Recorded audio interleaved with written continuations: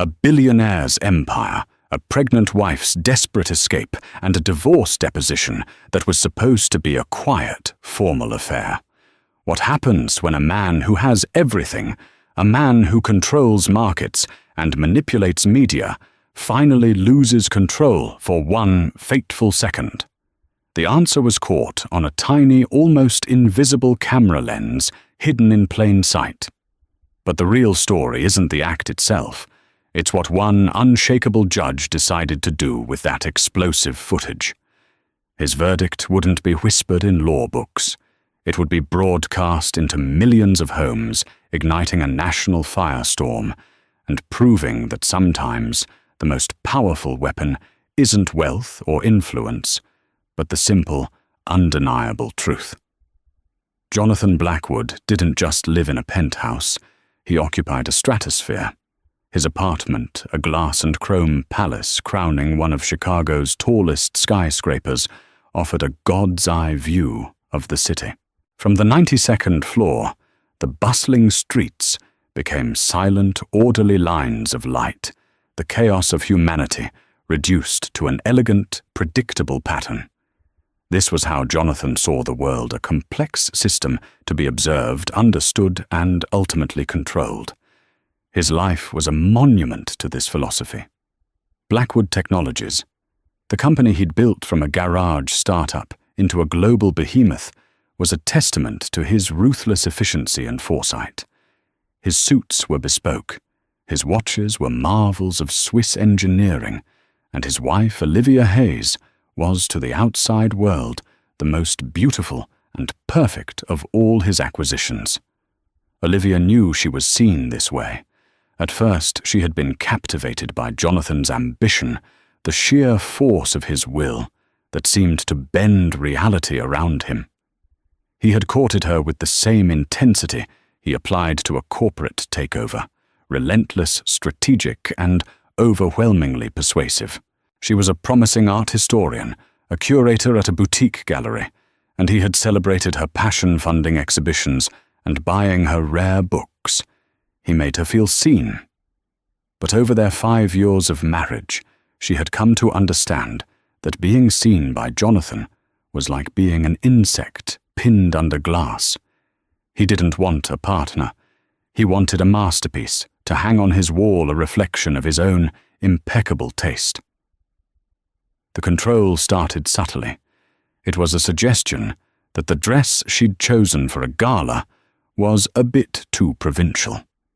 It was the helpful hiring of a personal assistant who managed her schedule so thoroughly that lunches with her old friends like Penelope Vance were perpetually rescheduled. It was the casual way he'd dismiss her career. "It's a lovely hobby, darling," he'd say, smiling for the cameras at some charity event, his hand a firm, proprietary weight on the small of her back. "It keeps her busy." Each word was a tiny, polished stone, slowly building a wall around her, isolating her in their gilded cage. The pregnancy was supposed to be a moment of shared joy.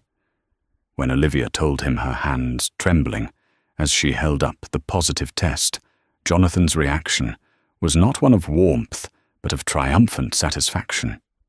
"A boy," he declared, not asked. "He'll be the heir. Blackwood and Son. It has a good ring to it." He kissed her forehead, a perfunctory gesture, before his eyes drifted back to the stock ticker, glowing on the massive screen in their living room. For Olivia, the confirmation of a new life growing inside her was not a triumph, but a terrifying clarification. This wasn't just her life anymore. She couldn't raise a child in this sterile, loveless environment where affection was a transaction and emotions were liabilities. She pictured a little boy or girl trying to win the approval of a man who measured love in stock points and public perception.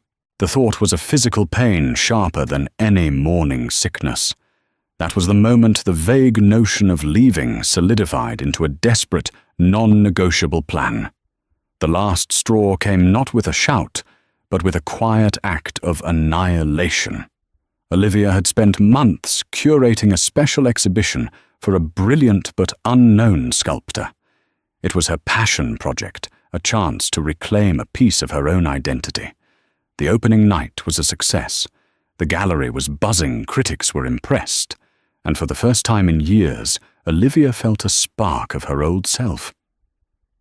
Jonathan arrived late, trailed by a phalanx of business associates. He surveyed the room with an owner's gaze, nodding curtly at the gallerist. He walked over to Olivia, who was glowing with pride. "Excellent turnout," he said, his voice a low murmur, meant only for her.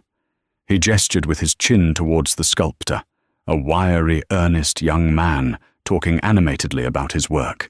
"How much did you pay for this hobby of yours to get a feature?" Olivia's smile froze. "What are you talking about? I didn't pay him. This is his art, his talent." Jonathan chuckled a dry, dismissive sound. "Right. Talent. Darling, everything and everyone has a price. You just have to know what it is." He then turned to one of his associates, a man named Henderson. "Henderson, buy the big piece in the center, the ugly metal one. We'll write it off as a donation. It'll be good for the company's image, supporting the local arts." He walked away, leaving Olivia standing there hollowed out. He hadn't just insulted her work, he had fundamentally misunderstood it, and her in the most profound way possible. He saw her passion not as something real, but as another asset to be leveraged, another line item on his vast balance sheet. The art, the artist, her joy, it was all just another commodity. In that moment, surrounded by the very things that gave her life meaning, she had never felt more invisible. The beautiful penthouse wasn't a home, it was a showroom, and she was the primary exhibit. The next morning, while Jonathan was in a board meeting, reshaping the future of telecommunications, Olivia Hayes made a phone call that would begin the process of reshaping her own. The name Genevieve Croft was not one you'd find on flashy billboards or in glossy magazine ads. Her firm, Croft & Associates, occupied a discreet but elegant brownstone in a quieter part of the city, far from the gleaming towers of corporate law. Genevieve was known in certain circles as the person you called when you needed to extricate yourself from a powerful, dangerous man. She was a surgeon of the law known for her precision, her discretion, and her complete lack of intimidation in the face of immense wealth and influence. When Olivia called, her voice was a strained whisper, terrified that the very walls of her penthouse were listening. Genevieve's assistant put her through immediately. Genevieve's voice was calm, a steady, low anchor in Olivia's swirling panic. "Tell me everything, Mrs. Blackwood, from the beginning." And Olivia did. She spoke for nearly an hour, the words tumbling out in a torrent of long-suppressed frustrations and fears. She spoke of the subtle humiliations, the financial control, the suffocating isolation, and the chilling realization that her pregnancy had sealed her fate as a permanent fixture in Jonathan's collection. Genevieve listened without interruption, her silence not empty, but attentive. When Olivia finished exhausted and raw, Genevieve's first words were not of legal strategy, but of validation. "Olivia," she said, dropping the formal Mrs. Blackwood with deliberate kindness, "none of this is your fault. And you are right to be afraid. But you are also right to be brave." Their first meeting was a clandestine affair worthy of a spy novel, Olivia claiming a spa day, one of the few solo activities Jonathan approved of, was dropped off by her driver. She waited 5 minutes before exiting through a back door and taking a pre-arranged cab to a small cafe 2 blocks from Genevieve's office. Her best friend, Penelope Vance, was waiting there, a familiar, comforting face, in a sea of terrifying uncertainty. It was Penelope who walked with her to the brownstone, a silent show of solidarity. Genevieve Croft was exactly as her voice had promised, a fortress of calm competence.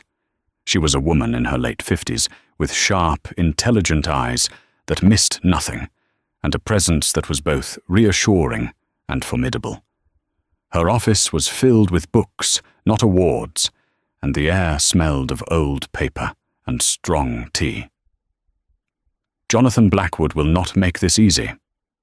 Genevieve stated, her fingers steepled on her mahogany desk. "Men like him don't see divorce as the end of a relationship. They see it as a hostile takeover. They believe they can win because they have always won. He will use his money to hire the best, most ruthless lawyers. He will try to paint you as an unstable, hysterical gold digger. He will use your pregnancy against you, claiming you're unfit. We need to be 10 steps ahead." The plan they forged was meticulous. Genevieve explained that Jonathan controlled all their joint assets. The moment he was served with divorce papers, he would freeze every account, leaving Olivia penniless and vulnerable. The first step was to create a war chest. Over the next 3 weeks, Olivia, following Genevieve's careful instructions, began to siphon off funds. She used the cashback option at grocery stores, taking the maximum amount each time. She sold a few pieces of jewelry. Jonathan had given her pieces without significant sentimental value that wouldn't be immediately missed to a discreet, private buyer, Genevieve knew. She compiled a dossier of documents, bank statements she secretly photographed with her phone, copies of deeds and stock certificates. She found in Jonathan's home office a log of his controlling and verbally abusive remarks, complete with dates and times. Every action was a small rebellion, a quiet chipping away at the foundation of her prison. Penelope was her lifeline, a co-conspirator in the fight for her freedom. She helped Olivia secure a small, unassuming apartment in a different neighborhood under her own name, paid for 6 months in advance with the cash Olivia had accumulated.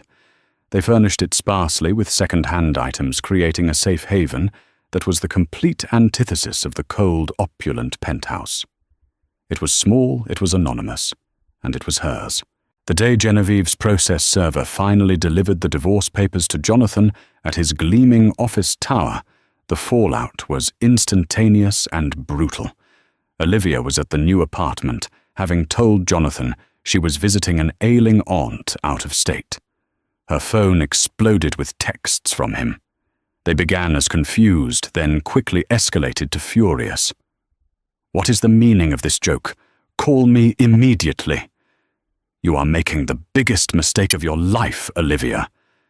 Then came the call. She let it go to voicemail. His voice, when she listened to it later, was a low, menacing snarl that chilled her to the bone. "You think you can just walk away with my child? You have nothing. You are nothing without me. I will burn everything you have to the ground. You will not see a single cent, and you will certainly never see our son. I will prove you are an unfit mother. I will own you." The threat was clear. This wasn't about love or heartbreak. It was about possession. He had lost control of an asset, and he would deploy his entire arsenal to reclaim it. As Genevieve had predicted, within an hour, Olivia's credit cards were declined.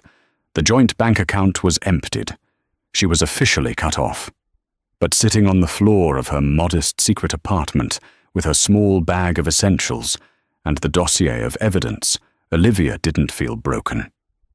She felt a terror, yes, but underneath it, a fierce, unfamiliar flicker of power. The game had begun, and for the first time, Jonathan Blackwood was not the only one with a strategy. The deposition was scheduled to take place in a neutral territory, a conference room at a high-end legal mediation center. The room was designed to be calming, with its beige walls, polished mahogany table, and muted abstract art. But on that overcast Tuesday morning, the air within it was electric with hostility, thick and suffocating. Jonathan Blackwood arrived flanked by his legal team, led by the formidable Walter Finch. Finch was a legend in corporate litigation, a silver-haired shark known for his ability to dismantle witnesses with surgical precision and a condescending smile. Jonathan himself looked impeccable in a dark navy suit, his face a mask of cold fury. He refused to look at Olivia, who sat opposite him, a visible baby bump, now pressing against her simple black dress. Beside her, Genevieve Croft was an oasis of composure, her files arranged neatly, her posture relaxed but alert. The purpose of the deposition was discovery for Finch's team to question Olivia, and for Genevieve to question Jonathan, all under oath. Finch began his tone, dripping with false sympathy. He spent 2 hours attempting to weave a narrative of Olivia as a manipulative freeloader. "Mrs. Blackwood, isn't it true that before you met my client, you were earning a modest salary of less than $50,000 a year? Isn't it true that Mr. Blackwood funded the very gallery where you worked, effectively paying your salary? Isn't it true that you never once expressed any unhappiness in the marriage until after you became pregnant with what you knew would be his heir?" Olivia coached extensively. By Genevieve answered each question calmly and truthfully. Yes, my salary was modest. Yes, he was a benefactor of the gallery, along with many other patrons. No, that is not true. I expressed my unhappiness to Jonathan many times. Jonathan watched a smirk playing on his lips. He was enjoying the spectacle, confident in Finch's ability to shred his wife's credibility. When it was Genevieve's turn to question Jonathan, the atmosphere shifted. Genevieve's approach was different. She didn't attack him head-on. She started with his business, asking seemingly innocuous questions about the early days of Blackwood Technologies. She brought up his first failed startup, a .com bust from the late 90s. Finch objected. "Finch, relevance, Ms. Croft. I am establishing a pattern of Mr. Blackwood's behavior when faced with situations he cannot control." Genevieve replied smoothly, her eyes locked on Jonathan. Jonathan's smirk faltered. He hated being reminded of that failure. It was the one blemish on his carefully constructed myth of invincibility. Genevieve then moved to his personal life, probing his relationship with his own father, a steel worker who had viewed his son's corporate ambitions with disdain. "Objection," Finch snapped. "This is a fishing expedition." "On the contrary," Genevieve said, her voice dropping slightly.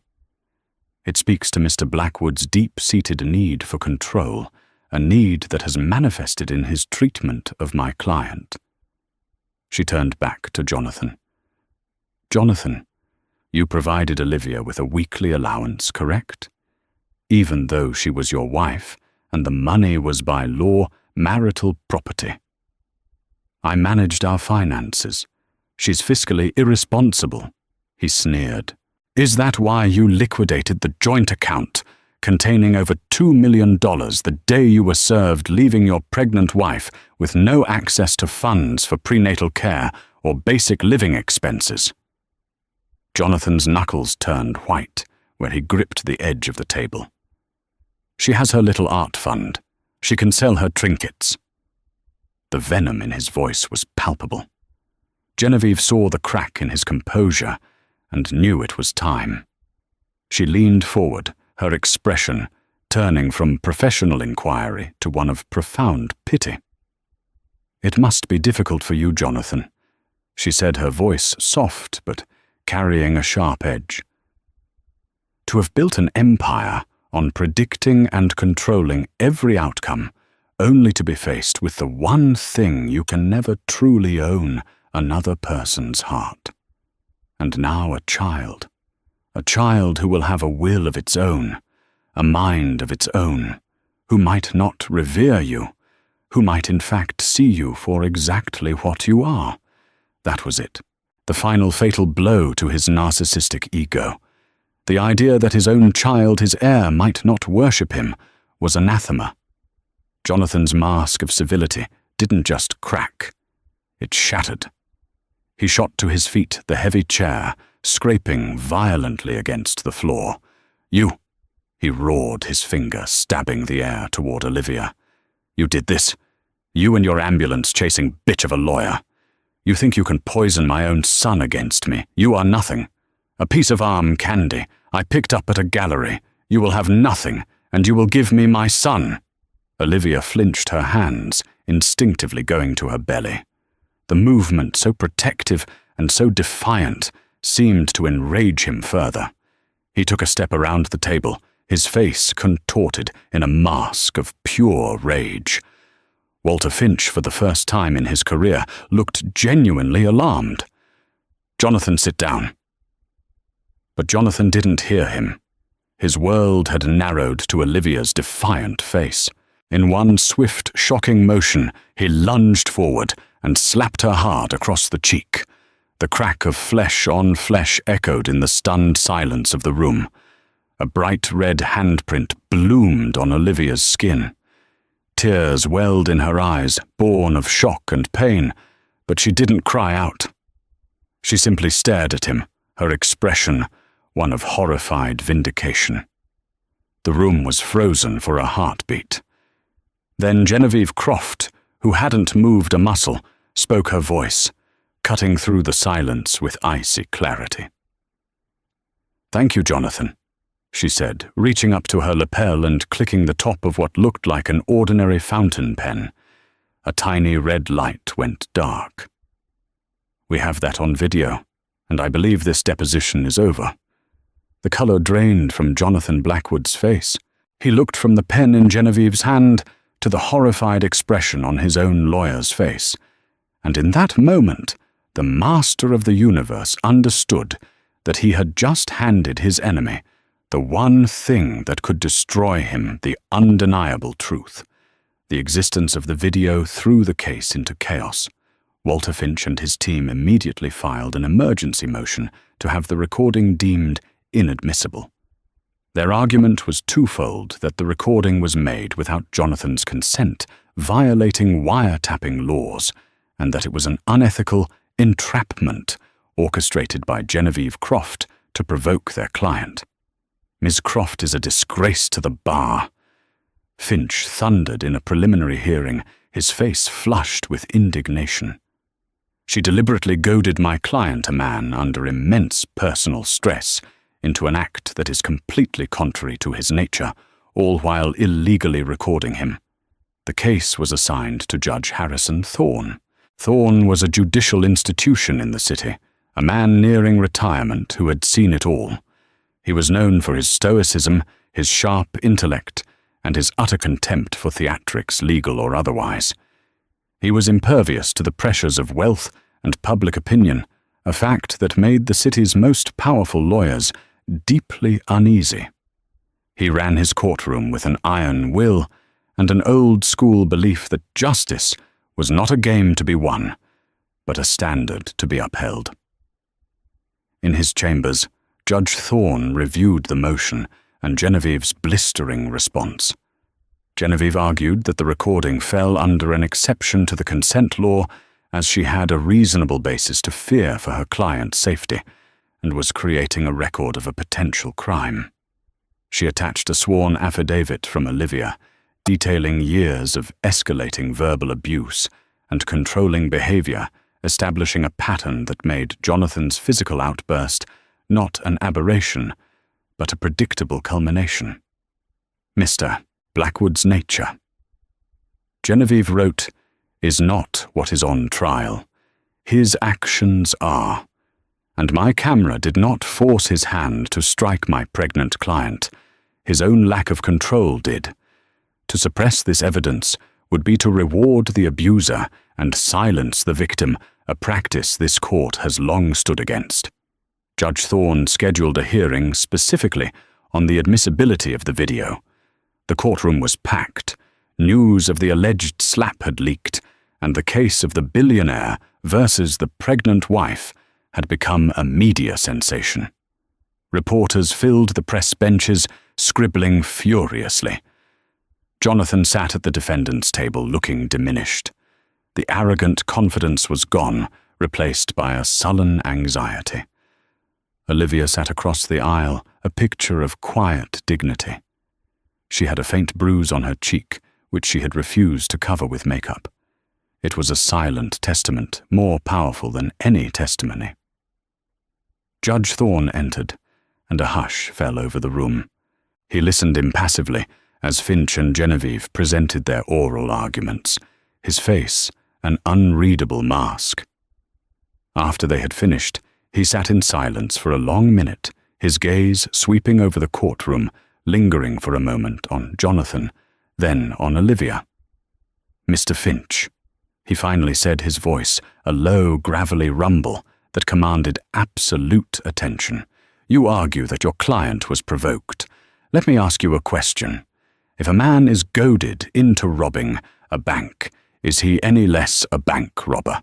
If a driver is annoyed by a pedestrian and runs them down, is he any less guilty of assault? This court is not a kindergarten playground where one can claim, 'She started it.' We are dealing with the actions of adults." He then turned his gaze to Genevieve. "Ms. Croft, your methods, while effective, sail dangerously close to the wind of ethical impropriety. You should be mindful of that." He paused again, letting the weight of his words settle. "However, the fundamental purpose of this court is to find the truth. The defense wishes to paint a picture of Mr. Blackwood as a benevolent if stressed husband, and of Ms. Hayes as a scheming gold digger. The evidence in question speaks directly to the true nature of the relationship and the character of the individuals involved. It is of paramount relevance. Therefore, he declared his gavel, hovering over its block. The motion to suppress is denied. The video will be admitted into evidence, and we will watch it. Now." A collective gasp went through the courtroom. Finch slumped in his chair as if punched. Jonathan went rigid. A court officer dimmed the lights and set up a large monitor facing the jury box and the judge's bench. Genevieve handed the pen drive to the clerk. The video began. The quality was remarkably clear. The audience saw the conference room, heard the tense, legal exchange. They heard Genevieve's soft, cutting words, and then saw Jonathan's horrifying explosion. They saw him rise, heard him roar his threats, and then they saw the slap. The raw, brutal violence of the act. The sound echoed in the silent courtroom just as it had in the conference room. The video ended with Genevieve's calm voice saying, "We have that on video." The lights came up. The courtroom was utterly still. Several members of the press looked shaken. A juror, a middle-aged woman, had her hand over her mouth, her eyes wide with horror. Olivia was crying silently, not looking at the screen, but at her hands, which were folded over her belly. Judge Harrison Thorne stared at Jonathan Blackwood, his eyes blazing with a cold fire that seemed to burn right through the billionaire's expensive suit. In that moment, everyone in the room knew that the divorce settlement was no longer the main issue. Jonathan Blackwood was not just on trial for his marriage, he was on trial for his soul, and the verdict was already coming into focus in the unblinking eye of the court. With the video admitted as evidence, the divorce trial was for all intents and purposes over. Walter Finch's carefully constructed defense had been demolished by a 10-second clip. The proceedings transformed from a contentious battle into a grim exercise in damage control. Finch quickly pivoted, advising Jonathan to offer a massive settlement, hoping to make the rest of the ugliness disappear into a sealed private agreement. They offered Olivia the Penthouse a lump sum of $50 million and $500,000 a year in child support. It was a king's ransom, an attempt to buy her silence and make the public relations nightmare vanish. Jonathan, chastened and humiliated, sat silently through the negotiations, his usual arrogance replaced by a haggard weariness. He had been publicly shamed, and he just wanted it to be over. But Genevieve Croft and Olivia Hayes were not finished. In the final hearing before Judge Thorne, Genevieve stood and rejected the offer. A murmur of disbelief rippled through the courtroom. "Your Honor," Genevieve began, her voice steady and clear. "My client is grateful for Mr. Blackwood's newfound generosity, and we will of course be seeking a substantial financial settlement to ensure the security of her and her child, a child Mr. Blackwood has shown little concern for, beyond his status as an heir. But this case is no longer just about money." She walked slowly toward the judge's bench. What happened in that conference room was not a private marital dispute. It was an act of violence and domination by a man who believes his wealth and power place him above common decency, above accountability, and above the law. Mr. Blackwood has spent a lifetime cultivating a public image as a philanthropic pillar of society, a brilliant innovator, a family man. This image is a lie. It is a shield he uses to hide the bully and the tyrant beneath. She gestured toward the press benches. If this ends with a quiet, sealed settlement, what is the message? The message is that justice can be bought. That if you are rich enough, you can strike your pregnant wife and then simply write a check to make it go away. The only thing Mr. Blackwood fears more than losing his money is losing his reputation. The only punishment he will truly feel is the public dismantling of the lie he has so carefully constructed. Genevieve proposed her own terms, a financial settlement of $75 million to be placed in a trust for Olivia and the child. Full sole custody of the child for Olivia with Jonathan allowed only supervised visitation, pending anger management therapy and a psychological evaluation. And then she delivered the final shocking request. "We ask that the court compel Mr. Blackwood to issue a full public apology, not a press release written by his lawyers, but a televised statement in prime time on a major network. An apology to Olivia, admitting what he did, and an apology to the public for the fraudulent image he has sold them." Finch shot to his feet. "Outrageous, unprecedented, Your Honor. This is a mockery of the judicial process. You cannot compel speech. This is a vindictive, personal crusade." Judge Thorne held up a hand, silencing him. He looked at Genevieve, then at Olivia, and finally his gaze settled on Jonathan for a long, uncomfortable time. The judge was a man of the law, a man of precedent. What Genevieve was asking for was radical a step far beyond the normal confines of a family court ruling. He called for a recess. For 2 hours the courtroom waited on tenterhooks. When Judge Thorne finally returned, his face was grim set like granite. He sat, adjusted his robes, and the room fell into a deep silence. "I have considered the arguments from both sides," he began, his voice resonating with authority. "The financial and custodial arrangements proposed by the plaintiff are, in light of the evidence, presented fair and just.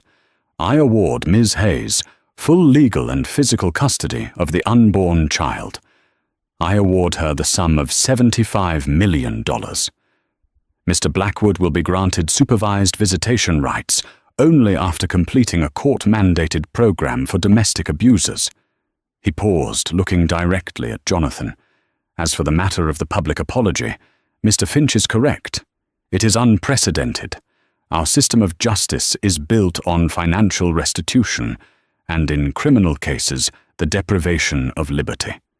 It is not typically in the business of compelling contrition." Finch allowed himself a small, relieved smile.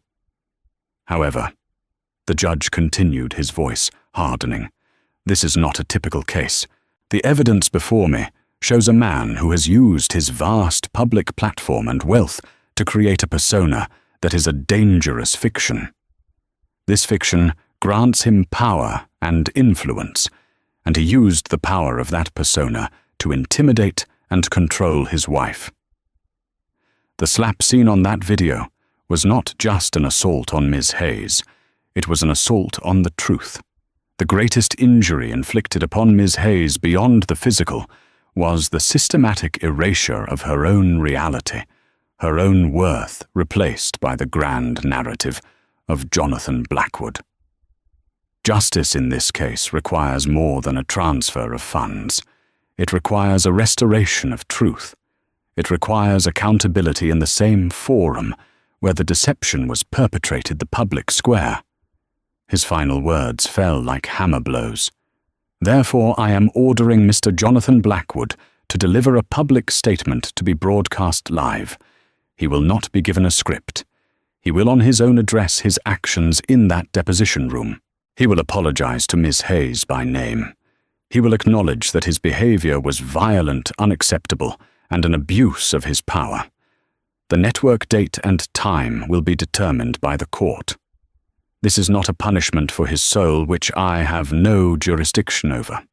It is a remedy for the public deception he has actively engaged in.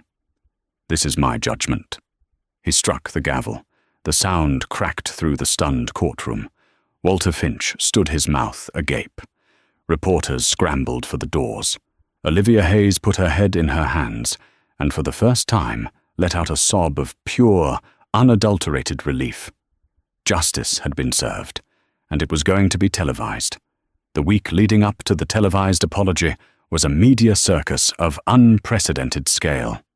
Judge Thorne's ruling was debated endlessly on every news channel, talk show, and social media platform. Legal scholars argued over its constitutionality, with some calling it a brilliant stroke of restorative justice, and others a dangerous judicial overreach.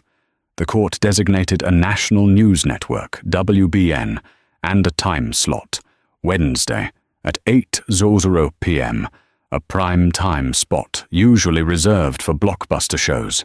The event was billed simply as the Blackwood Statement. Jonathan Blackwood was a ghost. He holed up in his penthouse, the drapes drawn, refusing all calls except from his lawyers. His company's stock took a nosedive as investors panicked. The board of directors held an emergency meeting, and rumors swirled that they were moving to oust him as CEO. The empire he had built on an image of unflinching control was crumbling because he had for one moment lost it completely. Olivia, meanwhile, retreated to the quiet sanctuary of her new life. Shielded by Genevieve from the relentless media requests, she focused on her health and her baby. She and Penelope took walks in the park, bought a crib and painted the small nursery a soft, hopeful yellow. She felt a profound sense of unburdening, as if a physical weight had been lifted from her shoulders. She decided she would watch the broadcast, not for revenge, but for closure. She needed to see it to truly believe she was free. Wednesday night arrived. Millions of people across the country tuned in. In her small apartment, Olivia sat on her couch, a cup of herbal tea in her hands with Penelope beside her. The broadcast began. There was no fancy set, no interviewer. It was just a single stationary camera focused on a simple chair against a neutral grey backdrop. Jonathan Blackwood walked into the frame and sat down. He looked like a different man. His expensive suit seemed to hang off his frame. His face was pale and gaunt, the confident swagger replaced by a deep, hollowed-out exhaustion.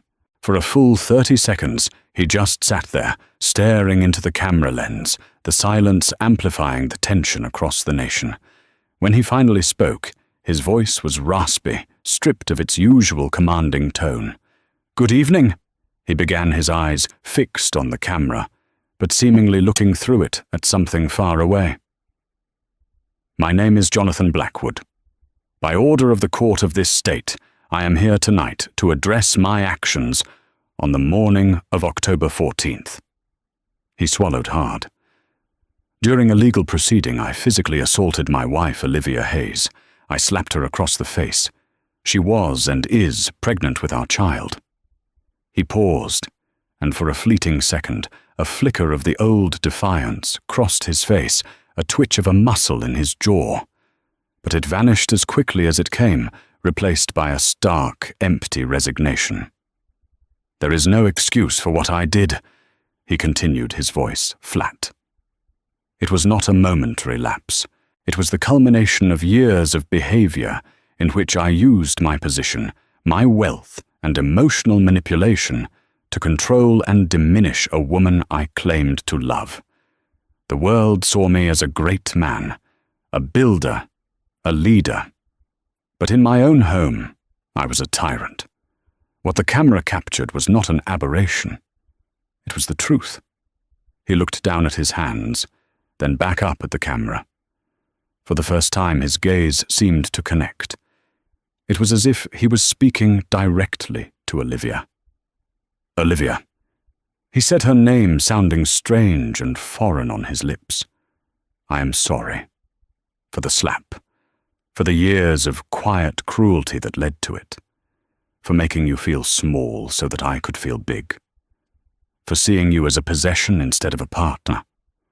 I failed you as a husband, and I failed our unborn child as a father. I am sorry." He spoke for another 2 minutes, his words stark and unadorned. He acknowledged that his public persona was a lie. He admitted to his abusive behavior. There was no self-pity, no attempt to garner sympathy. It was a sterile, brutal confession. Whether it came from a place of genuine remorse or from the cold calculation of a man trying to salvage the last wreckage of his life, it was impossible to say. But the words were spoken. The truth was out. He finished, stood up, and walked out of the frame, leaving the empty chair in the spotlight. The broadcast ended. In her apartment, Olivia let out a long, shuddering breath she didn't realize she had been holding. Penelope put an arm around her. Olivia didn't feel triumph or joy. She just felt quiet. The final chain had been broken. The monster was no longer a monster, just a sad, broken man on a television screen. The aftermath was swift. The next day, Jonathan Blackwood resigned as CEO of his company. He sold his penthouse and disappeared from public life. Olivia gave birth to a healthy baby girl named Hope. With a portion of the settlement, she established the Hayes Foundation, a non-profit dedicated to providing legal aid and safe housing for victims of domestic abuse, escaping powerful partners. She went back to work, not at a gallery, funded by a billionaire, but at a small community arts center, where she could champion artists who truly needed a voice. Her life was no longer a grand spectacle. It was small and it was real, and in its quiet authenticity, she found a wealth that Jonathan Blackwood, for all his billions, could never comprehend. 2 years passed. The name Jonathan Blackwood had faded from a blistering headline into a cautionary tale, whispered in boardrooms, and a case study in law schools. The televised apology became a cultural artifact, a relic of a brief, intense moment when the private pain of one woman became the public reckoning of a titan. But for Olivia Hayes, the past was not a relic. It was the foundation stone of her new reality. She now lived in a world bathed not in the cold, artificial light of a penthouse, but in the warm morning sun that streamed through the windows of her modest but comfortable brownstone. It was a life measured in the scent of baby powder and fresh coffee, in the sound of her daughter Hope's laughter, in the satisfying weight of a day's work well done. The Hayes Foundation, housed in a renovated downtown building, had become her life's purpose. It was a place born from her own trauma, a shelter built from the rubble of her old life, and it was thriving. The foundation didn't just offer legal aid, it offered a comprehensive escape route. It had a network of therapists, financial advisors, and security experts who specialized in extricating victims from powerful and controlling partners. Olivia was its heart. She wasn't a lawyer or a therapist, but she was the first person many of the women who walked through their doors spoke to. She was living proof that escape was possible, and her quiet, empathetic presence was a more powerful balm than any legal jargon. She understood the language of fear, the shame that was not their own, the suffocating fog of gaslighting. She had spoken it herself. One crisp autumn afternoon, a young woman named Ava Petrova was shown into Olivia's office. She was barely in her 20s with wide, terrified eyes and a tremor in her hands that she tried to hide by clutching a worn handbag. She was the wife of Michael Vance, a mid-level real estate magnate known for his brutish tactics in business and his carefully cultivated image as a city benefactor. As Ava began to speak, her voice barely a whisper, Olivia felt a chilling sense of déjà vu. The story was horrifyingly familiar, a different verse of the same song she had lived. Ava, an immigrant from Eastern Europe, had met Michael when she was a student. He had swept her off her feet, a powerful older man who promised to take care of her. The caretaking soon became control. He isolated her from her few friends, telling her they were a bad influence. He held her immigration status over her head like a guillotine. He gave her a cash allowance for groceries, demanding a detailed accounting of every penny, while his own spending was legendary. He never hit her, but he didn't have to. He had constructed a prison of psychological terror, convincing her that she was stupid, incompetent, and that without him, she would be deported and destitute. "He tells me I am crazy," Ava whispered, tears streaming down her cheeks. "He moves my keys, my wallet, and then yells at me for being disorganized. He tells people I have a memory problem. Last week, he cancelled my credit card, and when I couldn't pay for groceries, he called me a disgrace in front of the entire store. He said he does it to help me learn responsibility. But I feel like I am disappearing." Olivia listened, her heart aching with a shared memory. This was the insidious nature of the abuse she had endured, the slow, methodical erosion of a person's soul. It left no visible bruises, no broken bones for a camera to capture. How do you prove that someone is stealing your sanity? Genevieve Croft, who now served as the Foundation's chief legal counsel, joined the meeting. Her sharp eyes assessed Ava with a mixture of professional concern and compassion. They took the case, of course, but Genevieve was grimly realistic in her private assessment with Olivia later that day. "This is not your case, Olivia," she warned, stirring her tea in the Foundation's small kitchen. "We don't have a smoking gun. There is no video of Michael Vance being a monster. In public, he's a saint. On paper, he's generous. His lawyers will paint Ava as an ungrateful, unstable immigrant trying to scam a wealthy citizen. It's his word against hers, and he has a much, much bigger megaphone." Genevieve was right. The initial legal skirmishes were a brutal lesson in asymmetric warfare. Michael Vance's law firm, a pack of snarling litigators, even more aggressive than Walter Finch, had buried them in an avalanche of motions. They demanded Ava undergo an intense psychological evaluation, claiming she had a history of delusions. They subpoenaed her college records, her family back home, anything they could twist into a weapon against her. They offered a pittance of a settlement contingent on her signing a non-disclosure agreement, so restrictive it would essentially erase her from Michael's history. Ava grew more terrified by the day, the legal process itself becoming another tool of his abuse. Weeks turned into a grueling month. Olivia watched Ava begin to wilt the spark of hope that had brought her to the Foundation, sputtering out. She saw herself in the young woman's eyes, the exhaustion, the creeping belief that maybe the abuser was right, that fighting was futile. The memory of her own despair in the days before she left Jonathan was a cold knot in her stomach. She had won because of a lucky break, Jonathan's hubris, Genevieve's foresight with the pen camera.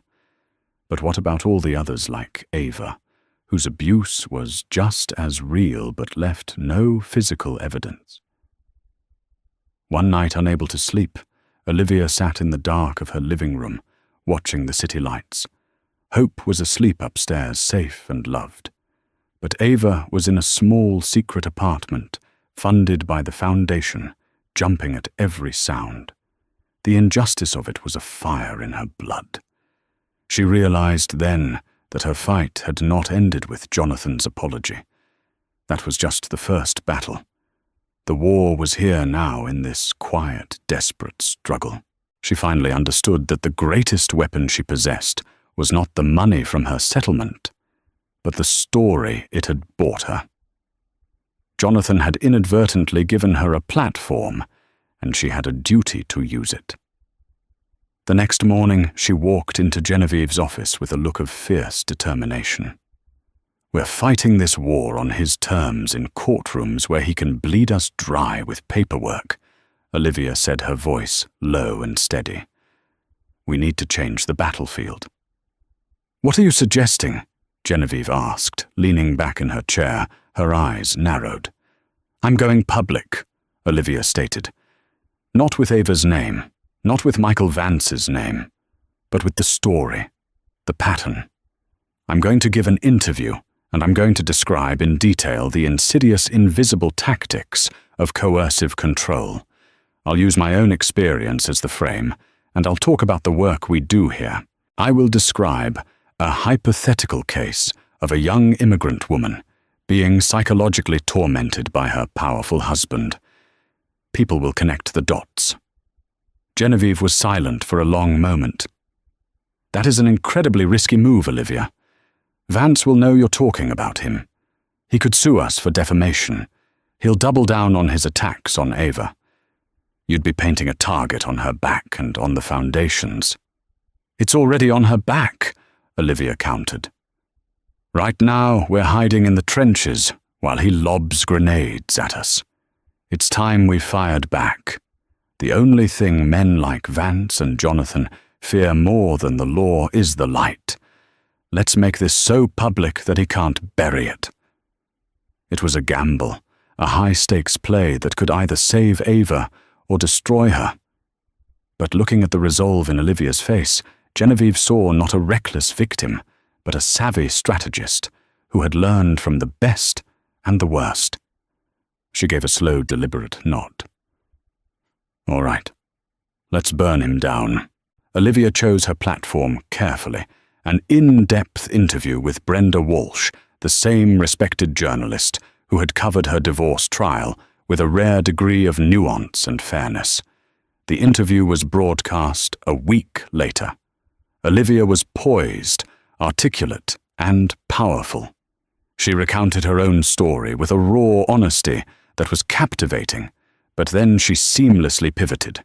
"My case was unique because of one piece of undeniable evidence," she said, looking directly into the camera. "But I'm here today to talk about the victims whose suffering is invisible, the abuse that leaves no mark on the skin, but shatters the soul. It's a calculated campaign to make a person doubt their own mind, their own worth. It's controlling every penny, every friendship. It's threatening someone's immigration status. It's convincing a vibrant, intelligent young woman that she is crazy and worthless. This is happening right now, in our city, to women who have no video to prove it." The interview was a bombshell. The phrase coercive control entered the public lexicon. The Hayes Foundation was flooded with donations and calls from other women sharing similar stories. As Olivia had predicted, the media began to buzz, speculating about which of the city's powerful men fit the profile she described. Michael Vance's name began to surface on social media threads and in gossip columns. The pressure worked. 3 days after the interview aired, a woman contacted the Hayes Foundation. She was a former executive assistant at Michael Vance's company.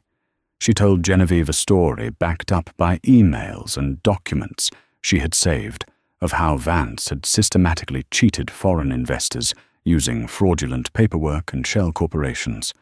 More than that, she confirmed that he often boasted about his control over his young wife. It wasn't the proof of domestic abuse they needed, but it was the chink in his armor.